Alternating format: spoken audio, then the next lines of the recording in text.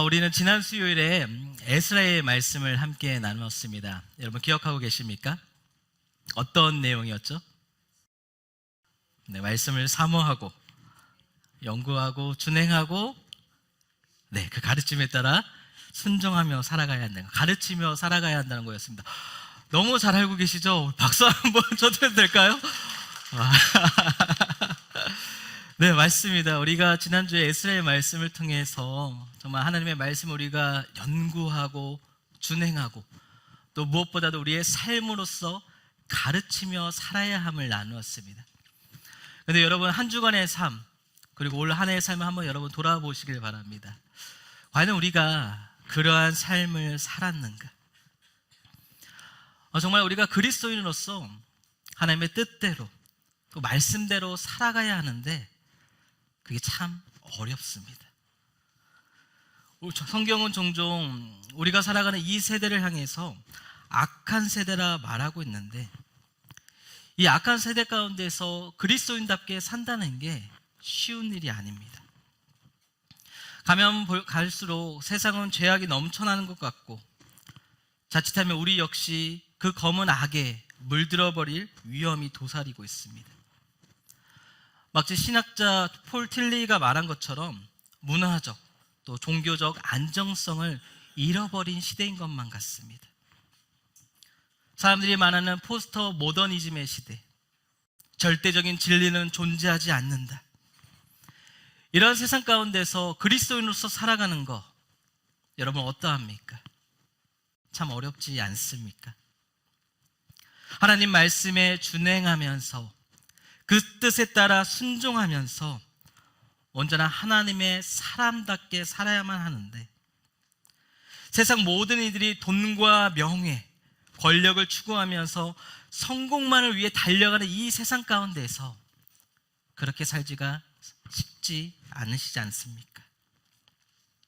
우리는 헌신과 희생, 용납과 포용, 또 정직과 사랑을 실천하는 그리스도인으로서 살아가야 하는데, 그게 웬만한 각오를 다지지 않고서는 참 어렵게만 느껴집니다.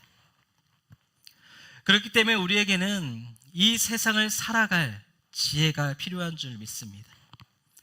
예수님도 제자들을 이 세상 가운데 파송하시면서 지혜 있는 자가 되라 말씀하지 않으셨습니까? 마태복음 10장 16절의 말씀, 보라, 내가 너희를 보냄이 양을 이리 가운데로 보냄과 같도다. 그러므로 너희는 뱀같이 지혜롭고 비둘기같이 순결하라. 그런데 여기서 주님이 말씀하신 지혜란 과연 무엇일까요? 세상적 학문을 많이 아는 그 지식을 말하는 걸까요? 우리에게 지성인이 되라 말씀하시는 겁니까? 아니죠. 여호와를 경외하는 것이 지혜의 근본이요 거룩한 자를 아는 것이 명철이라는 이 잠언 9장의 말씀처럼 하나님의 진리를 알고 그 진리에 대한 헌신자로서 하나님 뜻에 따라 순종하며 살 것을 우리에게 말씀하셨습니다. 그리고 오늘 우리가 읽은 이 잠언의 말씀은 바로 그러한 지혜를 가지고 이 땅을 살아가는 그리스도인들 가운데에 어떠한 특징들이 있는가를 잘 보여주고 있습니다. 그 첫 번째는 바로 지혜로운 그리스도인들은 들을 줄 안다는 것입니다. 우리 첫 번째 대지를 한번 같이 읽어보도록 하겠습니다. 시작. 1절의 말씀입니다. 지혜로운 아들은 아비의 훈계를 들으나 거만한 자는 꾸지람을 즐겨 듣지 아니하느니라. 제가 말씀을 준비하면서 한 보름 전에 이런 기사를 보았습니다. 훈계하는 아버지와 말다툼을 하다가 흉기를 집어든 자녀에 대한 기사. 고등학교 시절에 담배를 피웠다고 자신을 훈계한 교사에게 앙심을 품고 흉기를 들고서 학교에 침입한 20대에 대한 기사. 엄마의 훈계에 화가 나서 엄마의 머리채를 잡고 패대기 친 고등학생에 대한 기사. 이 기사들을 보는데 화가 나더라고요. 왜 이런 일들이 우리 주변 가운데 일어나고 있는 것일까? 곰곰이 생각해 봤습니다. 그리고 오늘 말씀을 묵상하면서 깨달았습니다. 우리가 들을 줄 모르기 때문입니다. 귀를 닫고 그 마음의 문을 닫고 훈계를 거절하기 때문입니다. 훈계가 갖고 있는 말의 의미, 타일러서 잘못이 없도록 주의를 주는 말이라는 이 의미 때문에 우리는 누군가가 나에게 훈계를 한다라면 잘못을 지적당한다는 느낌을 강하게 받게 됩니다. 그래서 훈계를 받으면 다들 먼저 싫어합니다. 여러분도 그렇지 않습니까? 저 역시 그러했습니다. 저 역시 그러합니다. 예전에 저희 아버지께서 새벽 기도를 다녀온 저를 부르시더라고요. 범씨가 일로 와서 앉아보아라. 그리고 저에게 이렇게 말씀하셨습니다. 너 말을 좀 천천히 좀 해라. 발음이 그게 뭐냐? 설교문을 몇 장을 썼니? 야, 그 정도면 한 시간 해야 되는 거 아니니? 예, 아버지. 아버지가 저한테 왜 이런 말을 하셨을까요? 잘하라는 의미겠죠. 근데 듣는 입장에서는 어떨까요? 아버지, 예배는 예배로, 말씀은 말씀으로. 받아들이는 입장에서는 솔직히 어렵습니다. 네, 아버지 가르쳐 주셔서 감사합니다. 더 열심히 잘할게요. 이런 말이 먼저 나오지가 않더라고요. 싫은 마음이 먼저 생겨납니다. 그런데 가만히 곱씹어보면 왜 그런 말씀을 하셨는지 깨닫게 되어집니다. 그리고 그것이 나에게 얼마나 필요한 말씀인지를 뒤늦게 알게 되는 것이죠. 지금 제가 발음이 괜찮습니까, 여러분? 말을 좀 천천히 하고 있습니까? 항상 지적받는 것들입니다. 사실 이 훈계라는 것이 잘못을 지적하는 게 아니죠. 우리의 부족한 부분을 올바르게 고쳐주고 가르쳐준다는 것입니다. 사랑과 관심에 따른 가르침이라는 것이죠. 지혜로운 사람은 바로 이 사실을 알기 때문에 훈계를 즐겨 듣고 이 훈계를 통해서 더 나은 기회로 삼습니다. 성장의 자원으로서 삼는 것입니다. 그래서 우리가 히브리서 12장 11절의 말씀을 보면 이렇게 말을 합니다. 무릇 징계가 당시에는 즐거워 보이지 않고 슬퍼 보이나 후에 그로 말미암아 연단받은 자들은 의와 평강의 열매를 맺느리라. 지혜로운 자는 훈계를 들을 줄 압니다. 비록 그것이 당시에는 즐겁지 않지만 훈계로 말미암아 열매로 맺는 자원으로 삼는 것입니다. 하지만 거만한 자는 그러하지 않습니다. 거만한 자는 훈계를 듣지 않습니다. 이 거만의 속뜻에는 조롱하다, 멸시하다는 의미를 담고 있는데요. 훈계를 듣지 않는 이유가 그 말을 멸시하기 때문이라는 것이죠. 나아가서 훈계의 대상을 인정하지 않는다라는 의미 역시 갖고 있습니다. 오늘 본문 1절에서 말하는 이 듣는다의 의미 역시 경청의 의미를 담고 있는데요. 여기에는 따르고 있다, 순종한다는 의미를 담고 있습니다. 즉, 말씀을 듣는다는 것은 그 대상을 내가 따르겠다는 것이고, 훈계를 듣지 않는다는 것은 그 대상을 무시하고 인정하지 않는다라는 뜻이 되는 것입니다. 물론 오늘날 우리가 듣는 훈계들이 다 옳은 말은 아닙니다. 때로는 훈계 속에 감추어진 비수가 나의 심장을 꽂을 때가 있습니다. 날카로운 말로써 훈계를 가장한 공격을 내가 받을 때도 있습니다. 잘못된 훈계 역시 존재합니다. 그럼에도 불구하고 지혜로운 자가 훈계를 듣는다는 것, 상대방에 대한 존중과 존경이 있기 때문이라는 것이죠. 그 대상을 인정하기 때문입니다. 우리가 하나님의 말씀인 성경을 보고 듣는 것 역시 같은 이유입니다. 우리의 눈에는 보이지 않지만 하나님의 하나님 되심을 인정하기 때문입니다. 때로는 성경의 말씀을 읽다 보면 대체 이 말씀이 나와 무슨 상관일까 고민될 때가 있습니다. 마치 나에게 손해와 희생만을 강조하는 것처럼 여겨질 때도 있죠. 따분하고 재미없고 듣기 싫은 이야기로 다가오기도 합니다. 대체 이게 나랑 무슨 상관이야? 이런 마음이 들 때도 있는 거죠. 그럼에도 불구하고 그 모든 말씀을 듣고 그 뜻에 순종하고자 노력하는 이유가 여러분 무엇입니까? 우리 하나님을 인정하고 있기 때문 아닙니까? 하나님의 그 선하심, 절대적인 주권을 인정하기 때문에 오늘도 우리는 그 말씀을 듣고 살아가고자 합니다. 어쩌면 세상은 이러한 우리를 향해 미련하다 말할지도 모르죠. 그러나 우리는 잘 알고 있지 않습니까? 하나님의 말씀 안에는 우리를 향한 사랑과 관심이 가득 차 있다는 것을, 그리고 그 말씀을 듣고 살아가는 것이야말로 이 세상 가장 지혜로운 삶의 모습이라는 것을 우리는 알고 있습니다. 바라기는 그 믿음으로 오늘도 주의 말씀을 즐거이 들으며 살아가는, 하나님의 하나님 되심을 인정하며 살아가는 영혼의 지혜로운 성도들 되기를 예수님의 이름으로 축복합니다. 둘째로, 지혜로운 그리스도인은 지혜로운 말을 할 줄 압니다. 무슨 말을 한다고요? 지혜로운 말을 할 줄 압니다. 2절 말씀입니다. 사람은 입의 열매로 인하여 복록을 누리거니와 마음이 괴세한 자는 강포를 당하느니라.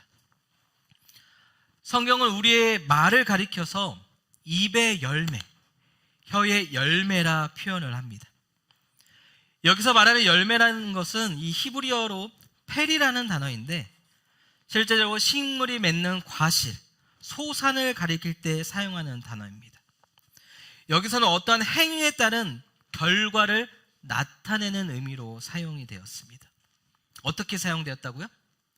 행위에 따른 결과를 나타낸다. 그렇다면 어떤 행위에 대한 결과일까? 바로 우리의 마음의 행위입니다. 말은요, 우리의 마음이 맺은 열매입니다.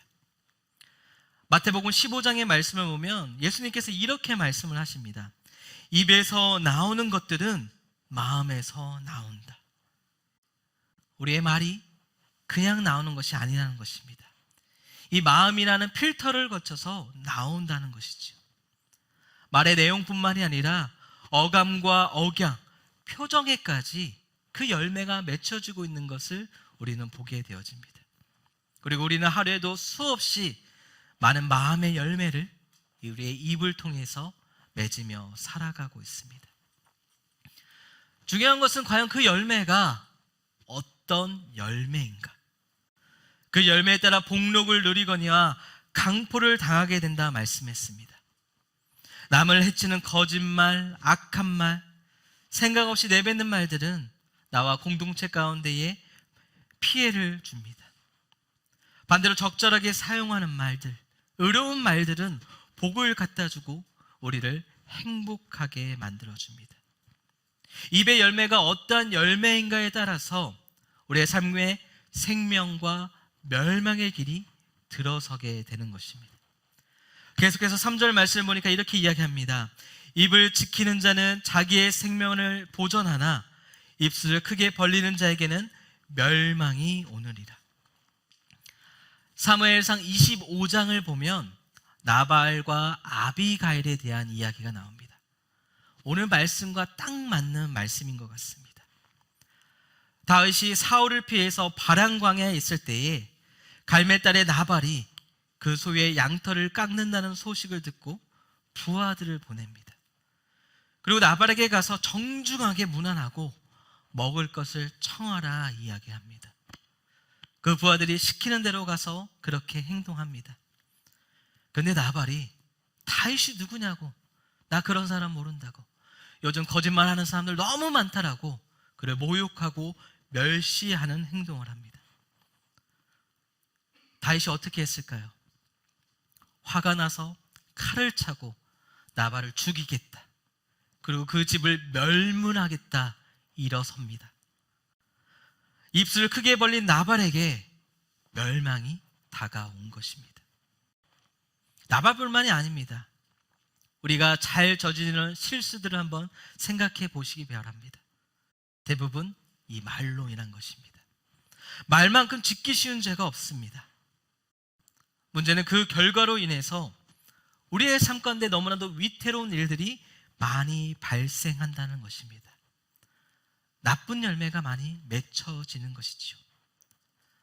단순히 상대방의 기분을 나쁘게 하는 말에서부터 상대방을 해치는 말에 이르기까지 우리를 절망에 빠뜨리고 관계를 깨뜨리는 이 말의 결과는 우리의 상상을 초월합니다. 이 세상에서 말로 인해서 벌어지고 있는 사건 사고들을 살펴보면 정말 우리의 상식을 뛰어넘는다는 것을 엿보게 되어집니다. 아차 싶으면 이미 늦어버린 거죠. 한번 엎지는 물을 다시 주워 담을 수 없는 것처럼 한번 내뱉은 말은 다시 돌려 놓을 수가 없는 것입니다. 아, 미안해, 내가 실수했어, 이렇게 말하면서 궁유를 기대해 볼 수 있겠지만 이미 그 말의 비수는 상대방의 심장에 꽂혀서 상처를 남기고 우리의 마음가운데는 후회와 자책의 마음을 남겨버립니다. 저 역시 그러한 경험들을 많이 했었습니다. 반면에 여러분, 아비가일의 이야기를 한번 생각해 보시기 바랍니다. 그녀가 얼마나 지혜롭게 행동했는지를 모릅니다. 그녀는 굉장히 지혜로운 말을 행했습니다. 다윗이 나발을 치러 온다는 이야기를 듣고 나서 그녀는 예물을 잔뜩 싣고 나가서 다윗 앞에 바짝 엎드립니다. 그리고선 이렇게 이야기를 합니다. 이게 다 나 때문입니다. 나 때문입니다. 그러니 불량스러운 나발은 신경 쓰지 마십시오. 그를 무시하십시오. 내가 다윗 당신의 수고와 헌신에 대해서 감사할 마음이 있는데, 그런데 내가 당신이 온 것을 미처 알지 못했습니다. 그래서 지금 이러한 일들이 발생한 겁니다. 다 내 탓이고 내 잘못입니다. 그러니까 제발 내게 당신을 섬길 수 있는 기회를 허락해 주십시오 라고 그녀가 이야기를 합니다. 그런데 여러분, 한번 생각해 보시기 바랍니다. 이런 상황 속에서 여러분, 이런 말이 쉽게 나올 수 있겠습니까? 다윗이 자신을 모욕한 나발의 이야기를 듣고서 지금 물불 안 가리고 달려들고 있는 상황입니다. 이런 상황 속에서 누가 아비가일처럼 이야기할 수 있겠습니까? 아니, 지금 잘못은 나발이 했는데 왜 나한테까지 이런 해코지를 하려고 합니까? 이거 지금 잘못된 거 아닙니까? 이런 잘잘못을 따지는 게 먼저지 않습니까, 여러분? 저라면 아마 그랬을 것 같습니다. 나발이 잘못했는데 왜 나한테까지, 그리고 우리 가족에까지 이러한 화를 끼치려고 하십니까? 이거 잘못된 거 아닙니까? 당신이 그러고도 하나님의 사람이라 말할 수 있습니까? 이런 말이 먼저 나오지 않겠습니까? 근데 여러분, 잘 생각해 보시기 바랍니다. 화난 사람한테는 어떤 말을 해도 안 통합니다. 이거는 불난데 부채질하는 게 아니라 기름을 쏟아붓는 격이 되어집니다. 더 큰 화를 불러올 수도 있는 겁니다. 화가 난 상대에게는요, 그 어떤 말도 상식도 통하지 않습니다. 여러분, 경험해 보셨잖아요. 나도 그런 경험이 있지 않습니까? 화가 너무 나서 그 어떠한 말들 들어도 들어오지 않는 것, 그리고 어떠한 말을 했다가 오히려 봉변을 당할 뻔한 그런 경험들 있지 않습니까? 근데 아비가일이요, 다윗이 화를 주체 못하는 그 상황 속에서도 계속해서 다윗을 타이르면서 지혜롭게 이야기를 하고 있는 겁니다. 다윗의 입장을 안에서 다윗을 생각하면서 말을 전하면서, 혹여나 그가 나에게 어떠한 해코지를 한다 할지라도 계속해서 다윗에게 말을 전하고 있습니다.